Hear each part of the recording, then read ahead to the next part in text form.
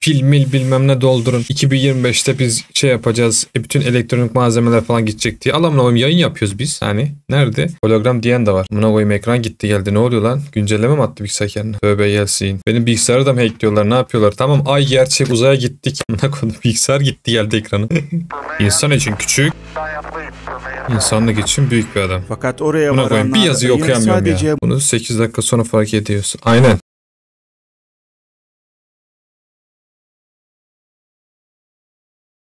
Dedim yine bir sahura doğru bir yayın yapak dedim. Ondan önce ufak bir video izleyek dedik. Faruk Yılmaz'dan. Aile ilgili bir şeyler varmış. Geçelim videoya bakalım. Ne anlatılmak isteniyormuş. Dosta doğru, düşmana karşı dosta doğruyuz biz. Düşmana direkt karşıyız. Hadi bakalım. İyi seyirler. Benim yorumumdan aile ilgili sıkıntılar. Gece gökyüzüne bakan bir insan için en dikkat çekici şey ayın parlak ve gizemli yüzüydü. Geceyi aydınlatan bu gök cismi medeniyetlerin hayal gücünü beslemiş, mitolojilere ilham vermiş ve yolculara rehber olmuştu. İnsanların binlerce yıl boyunca ayı gözlemleyip döngülerini takip etmesi de bu yüzdendi. Çünkü onu anlamaya çalışıyorlardı. Ancak ne kadar gözlem yaparlarsa yapsınlar ay onlar için her zaman uzak, soğuk ve ulaşılmaz bir yer olarak kaldı. Ama zaman geçtikçe işler değişti ve gelişen teknoloji sayesinde ay artık ulaşılmaz bir hayal olarak değil, ulaşılması gereken bir hedef olarak görülmeye başlandı. 20. yüzyılın ortalarına geldiğimizde ise süper güçler arasındaki rekabet Ay'a ulaşma hayalinin gerçeğe dönüşmesine yol açtı ve Apollo programı sayesinde insanlar ilk kez Ay yüzeyine adım attı. İnsan için küçük, insanlık için büyük bir adam. Fakat oraya varanlar sadece muazzam manzaralarından, tepelerinden ve kraterlerinden oluşan sakin bir dünya ile değil, aynı zamanda oldukça garip olaylarla da karşılaştılar. Örneğin açıklayamadıkları ışıklar görmüş ve uzay boşluğundayken garip bir müzik duymuşlardı. Ayın yörüngesinde dolanan keşif araçları ise yüzeyde tuhaf oluşumların varlığını belgelemişti. Peki Ay'da yaşanan bu olayların herhangi bir açıklaması var mıydı? Yoksa Ay sandığımızdan çok daha fazlasını mı saklamaktaydı? İşte bu belgeselde Ay'a yapılan görevlerde rapor edilen garip olayları inceleyip olası açıklamalara bakıyoruz. Ama bunlara geçmeden önce bana destek olmak için videoyu beğenmeyi ve paylaşmayı unutmayın. Uzay ilgili çok sıkıntılar var da. Bize sunulanlar bence yalan olabilir. Ay'a ilk insanlı iniş 20 Temmuz 1969'da Apollo 11 mürettebatı tarafından gerçekleştirilmiş ve bu anlar tüm dünyaya canlı olarak yayınlanmıştı. Apollo 11'in Ay'a inmesi o zamanlarda dünyada büyük bir yankı uyandırmış olsa da aslında bu tarihi görevin başarıyla gerçekleşmesi için öncesinde çok kritik bir görev daha yapılmıştı. Ve bu görevin adı Apollo 10'du. Pek çok kişi tarafından bilinmeyen Apollo 10 aslında oldukça önemli bir görevdi. Çünkü Apollo 11'in Ay'a yapacağı inişe hazırlık amacıyla tasarlanmıştı. Görevin amacı ise Ay yüzeyine inmeden önce yapılması gereken tüm aşamaları test etmekti. Yani Apollo 10 iniş hariç her adımı gerçekleştirecek ve Ay'ın çevresinde tüm modülleri test ederek Apollo 11'in inişine zemin hazırlayacaktı. İşte bu amaçla Apollo 10 Kennedy Uzay Merkezi'nden 18 Mayıs 1969'da fırlatıldı. İçerisindeki mürettebatsa 3 kişiden oluşuyordu. Bu kişilerse komutan Thomas Stafford, komuta modülü pilotu John Young ve Ay modülü pilotu Eugene Cerna'ndı. Yola koyulduktan yaklaşık 3 gün sonra yani 27 Mayıs'ta Ay yörüngesine girmeyi başaran mürettebat bu noktada görevin en kritik aşamasına ulaşmıştı. Çünkü Ay'a iniş için tasarlanmış olan Snoopy adlı modülün ana gemi olan Charlie Brown'dan ayrılması ve Ay yüzeyine birkaç kilometre kadar yaklaşıp iniş yapmadan geri dönmesi gerekiyordu. Bu test Apollo 11'in Ay'a güvenli bir şekilde inebilmesi için gerekli sistemlerin çalışıp çalışmadığını görmek amacıyla yapılacaktı. Ne demiş? Araştırmadım, sadece video görmüştüm. Bizim bir tane şey vardı, Türk astronot. Abi ben sana bir şey diyeyim mi bak? Çok araştırmadım ama bildiğim kadarıyla bence gidilmedi. Ben sana söyleyeyim. Çünkü geçen yayınlarda da söylemiştim. Murat hocam hoş geldin. Tam 12. Tam 12'den vurdu. Hocam Ay'la ilgili bir sıkıntımız var da onu çözmemiz lazım. Dedim videoyla bir ısınma yapayım ondan sonra başlayayım. Bence uzaya gidilmedi aga. Gene stüdyo işleri falan. Ya sinek minek nasıl uçacak orada? Hava yok, bir şey yok. Yani sinek ne diyecektim. Yani ortam bence ayda aynen hocam. Ya ayamaya gitti diyorlar ya. Bence hikaye ya. Ben çok inanmıyorum o meseleye. Hani tabii oturup adam gibi araştırmak lazım da. Mesela bu Faruk Yılmaz'ın YouTube'daki videolarına bakınca zaten bayağı bir ileri götürüyor seni. Gitmiş kadar oluyor onun sayesinde. O zaten söylüyor. Ama bana kalırsa bence gidilmedi. Zemin hazırlamışlar işte bir yerde. Orada ayarlamışlar. Ben size söyleyeyim. Bize de açıklamıyorlar zaten. Niye açıklasınlar ki? Onun için yere inmem biraz geç oluyor gibi. Normalde yer çekimi yok hocam işte zıplıyor mu? Geçen de yayında da izlemiştik işte Nigma'nın videosunda. Orada mesela yani belli böyle kum havaya çıkıyor, iniyor falan şey yapıyor. Baya değişik durum ya ama bence güzel bir böyle bir plan yapmışlar, çekmişler. Çünkü yaşam yok orada hani yaşam belirtisi olması için hava, su bilmem şeyler lazım sana. Ama yakında zaten orası toprak alma işleri en son yapıyorlardı bizim YouTuber'la falan ne yaptılar bilmiyorum. Alıyorlardı yani. Dünyayı bıraktık aya geçtik. Yani bilmiyorum da ben kanka çok böyle dönen bir şey var. Güzel bir foto makinesi ya da teleskop varsa aya bakın krateri hiç bozulmuyor.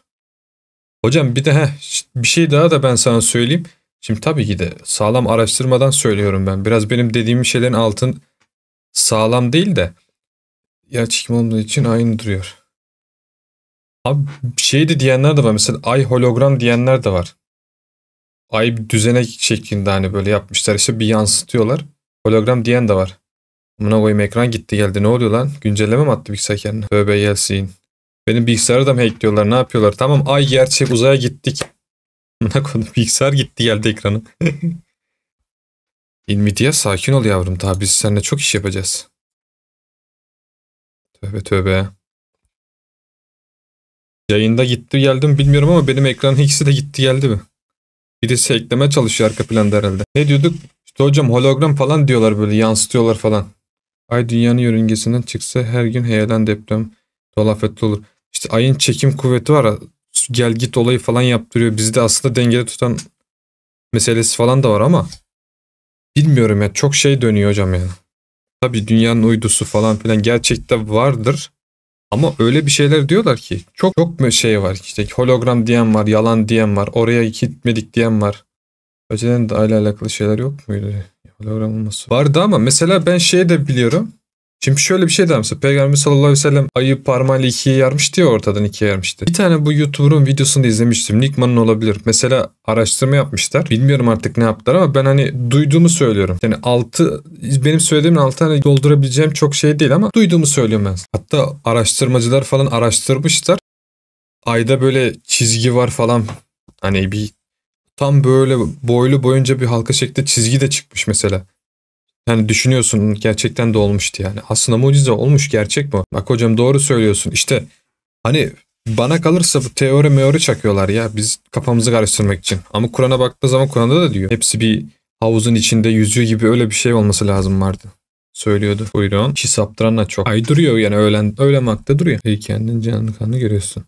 Tabii. Hatta bazı zamanlar hocam yazındı galiba dibimize geliyor bayağı yakınlaşıyor. Evet her gün doğuyor batıyor. Aynı şekil. Yani ben çok değişik durumlar var ya. Herkes bir şey söylüyor. Ama bana kalırsa gerçekte de var ki senin de dediğin gibi hocam ayetlerde de belirtiliyor. Gerçek. Ama öyle bir diyorlar ki işte hologram yalan malan çok diyen var ya çok şaşırtan var. İşte hani hiç bilmeyen birisi mesela benim bu okuduğum kaynaklara falan o kaynak demeyeyim de işte denk geldiğim kaynaklara baksa daha doğrusu öyle söyleyeyim. Dediğim gibi çok araştırmadan söylüyorum gördüğümü söylüyorum ama direkt inanır yani der ay yalan der şey der. Ben yalan olduğunu düşünmüyorum gerçekte var ama gitme mevzusunu pek şey yapamıyorum işte NASA gitti falan diyor ya ben pek ona inanmıyorum ya. Aslında baktığı zaman yani gökte duruyor bir sabit bir şekilde duruyor. Onu çok şey yapıyorlar hocam zamanında gitmiş bitmiş diyorlar. Mesela bak geçen gidip bir izlemiştik video bunda da işte sesler geliyor diyor en son su mu bulmuşlardı bir şey diyor. Şimdi işte Faruk Yılmaz da daha da detaylı şekilde anlatmaya çalışmış. Garip keşifler falan diyor bakalım neler bulmuşlar. Sürekli bir şey çıkıyor sürekli yani bir şeyler çıkıyor. Yaşattıracaklar en sonunda bu ayda insana da. Bilmiyorum artık ne olacak. Alın bir izleyelim. Çok mevzu dönüyor yani. Ne desem şimdi bilemiyorum artık. Ama böyle şeyleri izlemek de hoşuma gidiyor. Çünkü bir keşif yani şey olarak.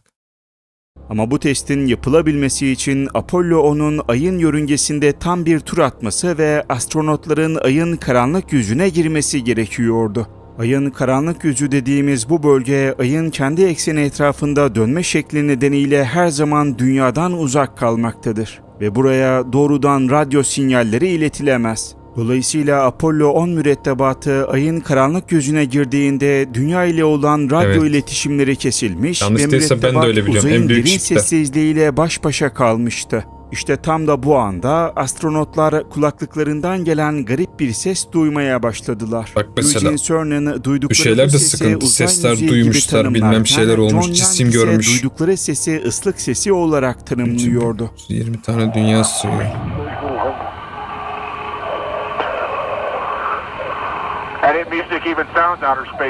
Bir de hocam baktığın zaman da öyle bir şey oluyor ki hani bakıyorsun bazen gözüktüğü zamanlar oluyor, hani hatta bu büyük bildiğimiz gezegenlerin sıra sıra görünümü de oluyor bazı zamanlar, çok nadir zamanlarda. Bakıyorsun diyorsun ne kadar küçük diyorsun. Halbuki bir gittiğin zaman yanına falan, misal örnek veriyorum, yanaşamayız da acayip derecede büyük ya, çok fena yani. Hani bakma bize çok kolay geliyor söylemesi de işte. Herkes de bir şey söylüyor, insan da inanıyor işte, gidiyor böyle. Ama mesela şu sesler beni bazen çok şey yapıyor. Ulan acaba bir şeyler oluyor mu diyorum. Garip sesler duyuyorsun diyor. Mesela bir tane bir yerde denk geldim bir videoda. Dünya gezegen keşfediyorlar işte bu NASA falan. Onların garip böyle şeyleri var, sesleri var. Dönüş hızını yaparken ki çıkarttıkları sesler var. Çok garip işler yani. Jüpiter'in içinde 450 yıldır devam eden fırtına var. Tam 3 dünya büyüklüğünde yuvarlak bir leke var Venüs'ün. Güneş'e en yakın olan gezegen Venüs gezegeni. Ya ben bilmiyorum, bir şeyler karıştırıyor millet ya. Bu bilim insanları ne bileyim yani, bir şeyler karıştırıyorlar. Farklı şeyler de var gibi görüyorum ben. Öyle hissediyorum daha doğrusu. İnşallah yayınla ilgili bir sıkıntı yoktur ya. Devam edelim bakalım. Sesler geliyor bak mesela diyor. Aydan gelen sesler diyor. Astronotlar şey de diyor. Güneşe yakın olmasına rağmen geceleri öyle soğuk ki cam gibi dağılırsın. Üstelik bu Ama gündüzü sesler denk yaklaşık gelirsen bir duman saat olsun. boyunca devam etti. Buz yağıyor diye biliyorum hocam. Astronotlar duydukları şeyin tanımlanamaz Buz şeyleri olduğunu yağıyor diye biliyorum. belirtmişti. Yanlış Hatta değilsin görev geceleri. dönüşü bu olayı NASA'ya rapor etmiş ve o anki ses kayıtları dosyalara işlenmişti.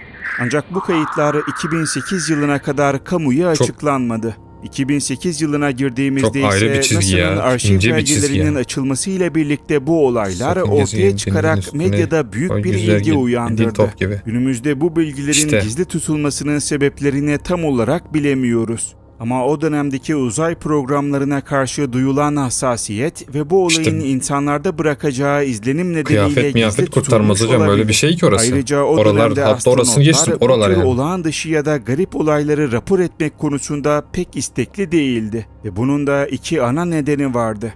İlki, NASA'nın bu tür raporları nasıl ele alacağına dair net bir prosedürü bulunmuyordu. İkincisi ise hatta bir tane yerde de zihinsel şey ve duyduydum. psikolojik yeterliliklerinin sorgulanabileceği Mesela endişesiydi. atıyorum Ay'a Eğer gittiğin bir zaman astronot hava basıncı olmadığı için, orada hava olmadığı için yavaş yavaş boğularak ölüyorsun diyor. Bir tanesine gittiğin zaman atıyorum sorgulanabilir ve gelecekte uzaya çıkma şansını kaybedebilirdi. Yoğunluğundan dolayı yavaş yavaş beyin ölümü gerçekleşiyor diyor. Bazı sıra dışı bir şeyler oluyordu yani böyle. Resmi raporlara eksiksiz farklı olarak şeyler var çünkü vücut yansıtılmamıştır. Ve ancak adapte değil yıllar oralara. sonra NASA Öyle bir şey ki arşivleri o. açıldığında Nasıl gün adapte yüzüne olsun? çıkmışlardır. İşte Apollo 10 mürettebatının Mesela duyduğu çok korkunç ve bir manzara uzay yani yüzeyi bu. olarak Aydan mesela dünyaya adlandırılan bakış. bu olay da onlardan biridir. Peki bu olayın olası açıklaması nedir? NASA'nın yaptığı resmi açıklamalara göre Apollo 10 mürettebatının duyduğu bu sesler büyük bir ihtimalle radyo sinyallerinin çakışmasından kaynaklanmıştı. Peki nasıl? Apollo 10'daki Ay modülü ile komuta modülü iletişim kurmak için radyo dalgalarını kullanıyordu. İşte kullandıkları bu radyo dalgaları üst üste binerek beklenmedik seslerin oluşmasına yol açmış ve astronotların kulaklıklarında bu garip seslerin duyulmasına neden olmuştu.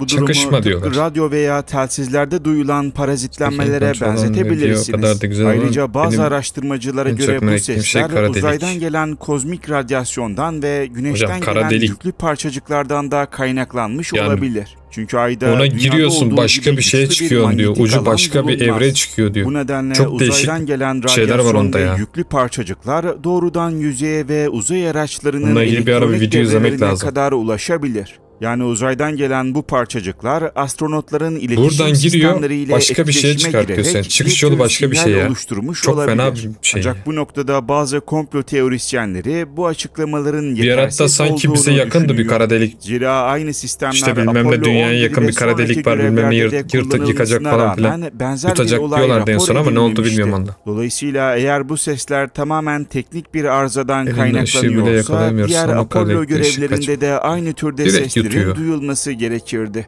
Bu nedenle komplocular Çok korkutucu bir astronotların şey ya. duyduğu seslerin başka bir kaynaktan gelmiş olabileceğini öne sürüyor. Yani onlara göre bu sesler ay yüzeyindeki bilinmeyen bir kaynaktan gelen sinyaller olabilir. Bu yüzden günümüzde Apollo 10'un kaydettiği bu uzay müziği bilimsel açıklamalara rağmen hala merak konusu olmaya devam ediyor. Ama Elbette yani bize Apollo hala görevlerindeki açıklanmayan şeyleri var, ben sadece söyleyeyim. bu seslerle Çok şey var sınırlı açıklanmayan. değil. Apollo 10'un Gizlenen. Ay'a gidip geri gelmesinden sadece 2 ay sonra Apollo 11 ay Gelmiş bir yüzeyine dönmüş, bir inerek ses tarihi sorunu bir yok mu olayın bilmem. yaşanmasını sağlamıştı. Ama bu görev sırasında da astronotlar İşte hocam gözle işte. görülür bir başka Şimdi anomaliye daha ben tanık şöyle oldu. düşünüyorum. Ve bu anomali tanımlanamayan ışık parlaması.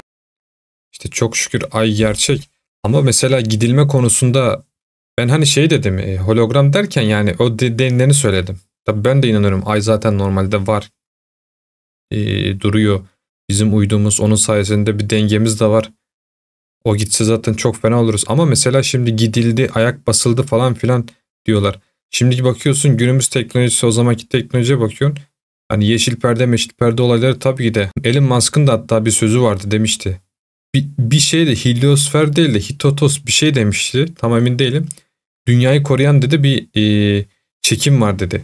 O çekim dedi bizim dedi uzaya çıkmamızı engelliyor dedi. Daha öyle bir teknolojimiz yok dedi onu geçmeye. Onu da direkt şak diye söylememişti. Bir tane bir katıldığı bir yerde birkaç sene önce söylemişti ama onu da böyle araya sıkıştırıp söylemişti galiba büyük ihtimalle. Kenardan. Bilmiyorum izledim mi izlemedim mi, yanlış da biliyorsam düzelt ama ben öyle görmüştüm. Alelen kendisi söylüyor.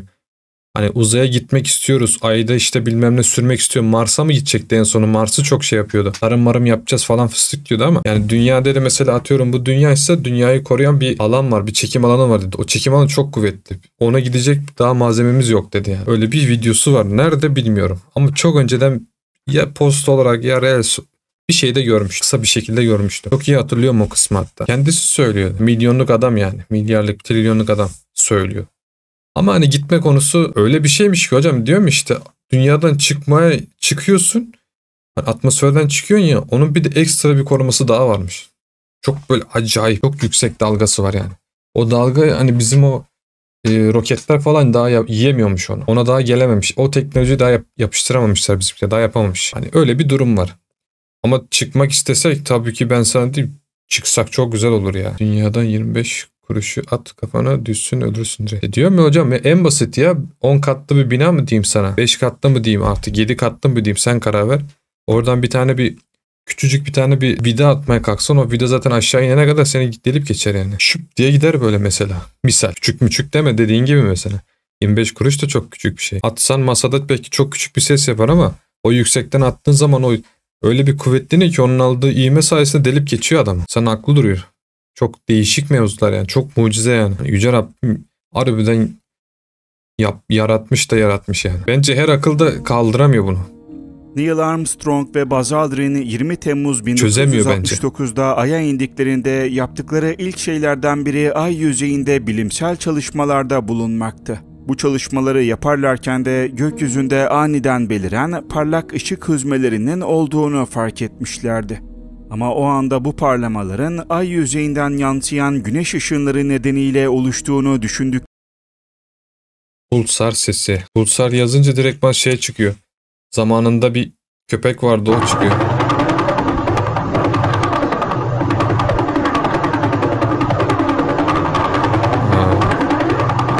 Bu yıldız doğuracak mı yoksa patlayacak mı? Oo.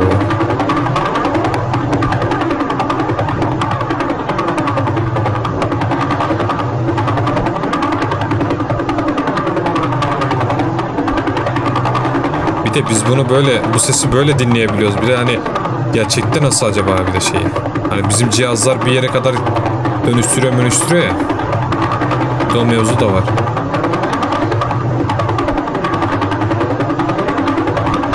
Çok fena ya. Kendi etrafında çok hızlı bir biçimde dönen nötron yıldızıdır. Çok güçlü manyetik alana sahip olan bu gök cisimleri manyetik kutuplardan radyasyon yayar. Gök cismi kendi etrafında dönerken bu iş onun uzayda yayıldığı yön sürekli değişir. Çok mucizevi bir şey ama ya. Çok dehşet bir şey. için bu olaya pek aldırmamış ve çalışmalarına devam etmişlerdi. Ancak gördükleri bu ışıkların sürekli Vallahi olarak söylüyorum böyle ama ve böyle bir ardından da gözden kaybolması bu işlerde onları çalışan çok bir rahatsız şey, etmiş bir ve eleman görev olmak kontrol isterdim ya. merkezine yaşadıkları bu garip olayı rapor etmişlerdi.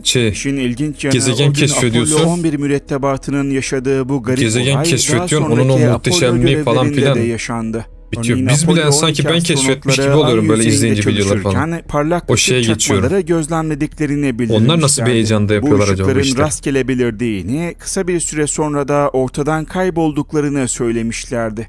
Apollo 14 ve Apollo 17 görevlerinde ise astronotlar ışıklar uzay görmüşler. boşluğunda seyahat ederken yine ışık çakmaları gördüklerini rapor etmişlerdi. Ancak bu olayın en dikkat çekici yanı bazı astronotların bu ışıkları gözleri kapalıyken bile görmesiydi. İşte bu durum bu parlamaların dışsal bir ışık kaynağından mı yoksa insan gözünün içsel bir tepkisi mi olduğu konusunda soru işaretlerini doğurdu. NASA'nın bu konu üzerinde yaptığı araştırmalarsa tek bir olasılığa işaret ediyordu. Baksana ya, muhteşem bir şey ışınlardı. Ya. Çünkü yapılan araştırmalar uzaydan gelen kozmik ışınların astronotların göz sinirlerine çarptığı ve bir tür ışık parlamasına neden olduğunu gösteriyordu. Kozmik ışınlar güneşten gelen parçacıklar ya da bir ara diyorlardı güneş patlamasından pil mil bilmem ne doldurun. 2025'te biz şey yapacağız. Bütün elektronik malzemeler falan gidecek diye. Allah'ım yayın yapıyoruz biz. Hani nerede? Yalandan şey yaptı. Pandemi gibi piyasa yapmak istediler. Her sene zaten güneş patlaması olmuyor mu? Her sene demişken zaman dilimlerinde güneş patlaması olmuyor mu? Oluyor. Güneşin de bir geğirmesi lazım bence. Sürekli bir şey. Cehennem yani. Ama güneşten de büyük gezegen var diye biliyorum hocam. İsmini hatırlamıyorum. Sen biliyorsan söyle ama güneşten de büyük bir tane bunun gibi bir gezegen vardı diye hatırlıyorum. İsmi bende şu an yok. Beyin gitti. Güneş yan sönmüş olsa biz bunu 8 dakika sonra fark ediyoruz. Aynen. 8 bize onun delayı o kadar şey ki 8 dakikadan sonra geliyor. Sana çok yaşa bak. Ben bunu da okumuştum. Aklıma çok gelmiyor. Daha neleri var büyük olarak. Hani güneşten büyük bir gezegen daha var diye hatırlıyorum ben ya. Allah neydi onun adı? Güneşten büyük gezegen mi? Gezegenler mi? Hatta yeni keşfedilen gezegenler diye. Güneş sistemin dışındakiler miydi? Neydi onlar? Nasıl bir...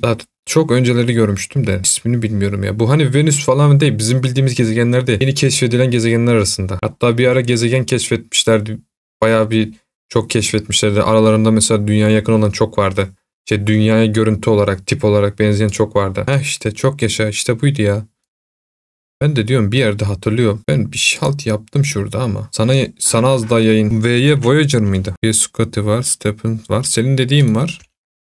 Diğeri neymiş? Dünyanın kaç katı? Dünyadan milyarlarca kat daha büyük olan bir gezegen. Bu da güneşten büyük. Allah'ım yarabbim. İnsanın aklı hayali duruyor ya. Sen güneş zaten biz diyoruz ki güneş kocaman gezegen. Büyük bir yıldız. Amına kodumun bir şeyi. Sen yani daha da güneşten büyük de var ya. Ayda gerçekleşen süpernova patlamaları gibi yüksek enerjili olaylar sonucunda ortaya çıkan protonlar ve ağır atom çekirdeklerinden İnsan hayal edemiyor. Hani hayal gücümün dışında bir şey. İnsan gözünün içinden geçtiğinde retina hücrelerini doğrudan uyararak beynin bunları ışık parlamaları gibi algılamasına neden olabilir. Yani aslında astronotlar uzaydaki bir ışığı değil, kendi sinir sistemlerinin bir tepkisini deneyimliyorlardı. Dünyadaki atmosfer ve manyetosfer bizi kozmik ışınlardan büyük ölçüde korusa da uzayda bu tür bir koruma mevcut değildir. Bu da Apollo az önceki gördüğün şey var ya hocam. Bu şu dalgalanma var ya. Bak bu dünyanın kendi çekimi böyle koruyor işte. Bunun yüzünden bizim elemanlar girip çıkamıyor. Dünyanın dışına çıkamıyor. Cihazlarla çıkamıyor. Ama işte roket sallıyorlar. Evrendeki en büyük yıldız. Ama hocam görseli de gördük. Çok büyük ya. Allahu Ekber yani. Bu tür bir koruma mevcut değildir. İnsan aklı almaz ya. Apollo astronotlarının ayda bu tür garip olaylar yaşamasına neden olmuştur. Bu açıklamaya ek olarak bu ışıklara sebep olabilecek bir diğer şey ise ay yüzeyindeki ince toz tabakasıdır. Öyle ki güneş Bir ara ayda su rüzgarları ay bulmuşlardı. yüzeyine Su doğrudan diyorlardı çarptığı var. için burada yüklü parçacıkların birikmesine neden olarak ışığın farklı yönlerde kırılmasına ve bazen parlama etkisi yaratmasına sebep olabilir. Bazı bilim insanları ise ay yüzeyindeki küçük ölçekli sarsıntıların yani ay depremlerinin kayaçlarda elektriksel etkiye neden olarak bu tür ışık parlamalarına sebep olabileceğini iddia etmiştir.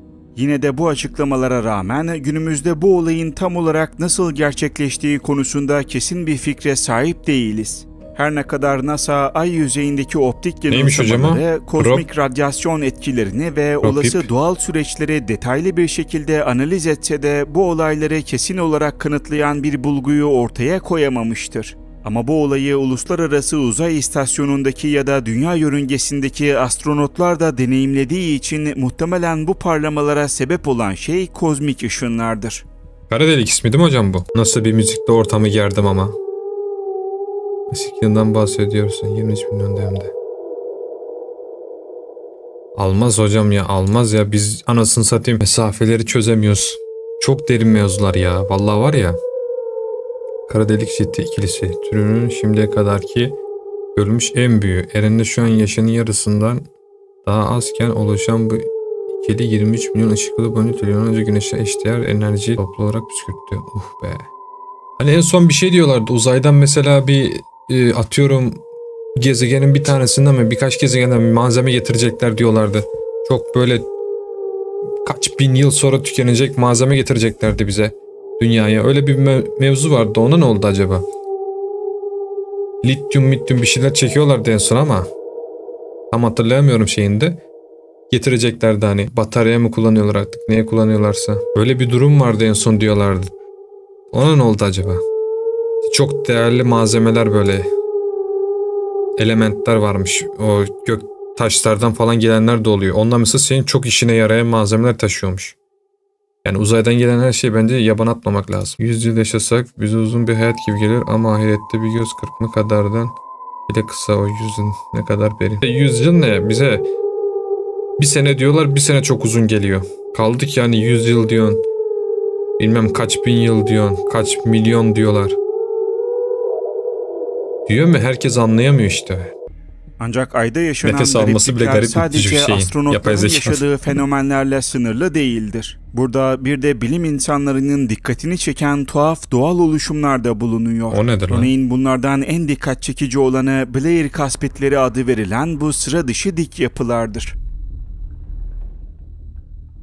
1966 yılının Kasım ayında onlar da bilmiyorlar harbiden ha. Herkes bir rakam atıyor. Ay'a ayak basacak insanların hocam sen ortası, sen 150'de boş ver. Ay haritasını çıkarmayı amaçlıyor.